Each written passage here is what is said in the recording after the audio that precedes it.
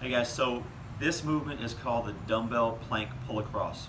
There are a couple key things you need to remember when you're doing this movement, and I'll show you while we're going through it. But the first thing is make sure that you keep your glutes and your quads engaged throughout to try to keep your hips stable so they don't shift side to side. That's very important to maintain core and trunk stability.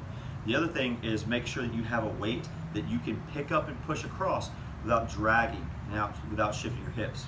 Okay. The other thing, which I'll show you right now, if you have a yoga mat, I like to use one of these just because it kind of gives you a frame of reference as to where your hands and feet and dumbbells should be. But if not, you can use a towel. If you don't have a towel, just have the space that you know about where you should be on the floor. So I'm going to have my hands in a push-up position. So my wrist, elbow, and shoulder are going to be stacked on top of each other, not any wider than that. So I'll be right in the middle almost of the yoga mat. My feet I'm going to have just at the outside so my legs are at a bigger base to keep my hips stable. From here, the dumbbell will be behind my hand like it is right now. I'm going to engage my quads and glutes and breathe through my core to keep my hips stable.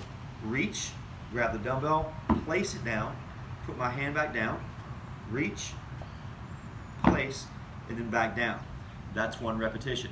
What I want you to avoid is shifting your hips all over the place like this if you're not locked and engaged. So keep everything locked and engaged while you're here so that the only thing moving is this hand shifting the dumbbell.